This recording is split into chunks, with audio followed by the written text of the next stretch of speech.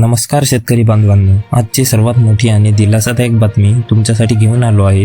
राज्य सरकारकडून पीक विम्याबाबत मोठा निर्णय जारी करण्यात आला असून आता शेतकऱ्यांच्या बँक खात्यात थेट पैसे जमा होण्यास सुरुवात झालेली आहे। महत्त्वाची गोष्ट म्हणजे KYCची अट शिथिल करण्यात आल्यामुळे आता फक्त आधार कार्ड व फार्मर व्हेरिफिकेशन पुरेसं ठरणार आहे। त्यामुळे अनेक शेतकऱ्यांच्या खात्यात पैसे जमा होण्याचा मार्ग मोकळा झाला आहे। राज्यातील जवळपास 45 लाख शेतकऱ्यांचा विमा उतरवण्यात आलेला असून पात्र शेतकऱ्यांना प्रति हेक्टर साधारण 17,000 रुपयापर्यंत पीक विमा मिळणार आहे। काही प्रकरणांमध्ये ही रक्कम 15,000 ते 22,000 रुपयापर्यंत जाऊ शकते। सरकारने यावेळी DBT प्रणालीला पूर्ण मान्यता दिली आहे। याचा अर्थ सरकारकडून पैसे पाठवले की अवघ्या 30 मिनिटात ते थेट तुमच्या खात्यात जमा होऊ शकतात।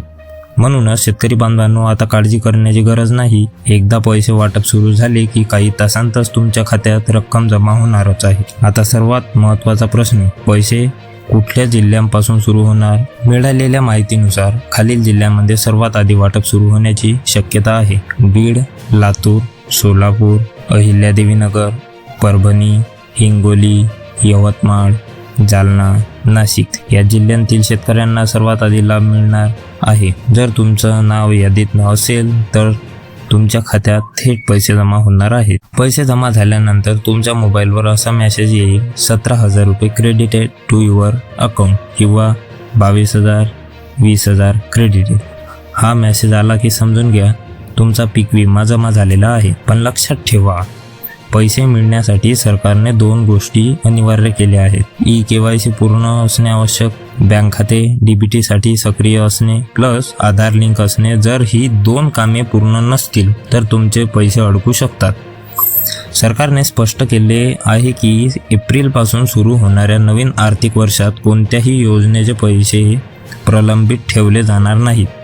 याआधी PM किसानचे 2,000, नमो शेतकरीचे 2,000 असे एकूण 4,000 अनेक शेतकऱ्यांच्या खात्यात जमा झाले आहेत। आता उरलेली सर्वात मोठी रक्कम म्हणजे पीक विमा आणि तीही लवकरच जमा होणार आहे। नुकसान भरपाईचे अतिरिक्त अपडेट पण ऐकून घ्या। फक्त पीक विमाच नाही तर नुकसान भरपाई देखील जाहीर करण्यात आलेली आहे। पडझड झालेल्या गोठ्यांसाठी 3,000 रुपये, मृत दुधाळ जनावरांसाठी 37,500 प्रति जनावर, शेतकऱ्यांसाठी वापरल्या जाणाऱ्या जनावरांसाठी 32,000 रुपये आणि शेळी मेंढी प्रति शेळी मेंढीसाठी 4,000 रुपये।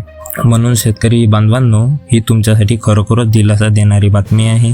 तुमचं नाव यादीत आहे का ते तपासा, KYC आणि बँक तपशील पूर्ण करा आणि मोबाईलवर येणाऱ्या मेसेजकडे लक्ष ठेवा, कारण तुमच्या खात्यात पैसे कधीही जमा होऊ शकतात। म्हणून मोबाईलकडे सुद्धा लक्ष ठेवा। आणि तुम्हाला पीक विम्याचे पैसे जमा झाले आहे का? आणि तुम्ही हा व्हिडिओ कोणत्या जिल्ह्यातून पाहता ते कमेंटमध्ये नक्की सांगा। व्हिडिओ आवडला असल्यास व्हिडिओला लाईक करा, शेअर करा आणि सबस्क्राईब करायला विसरू नका। भेटूया पुढच्या व्हिडिओमध्ये, तोपर्यंत धन्यवाद।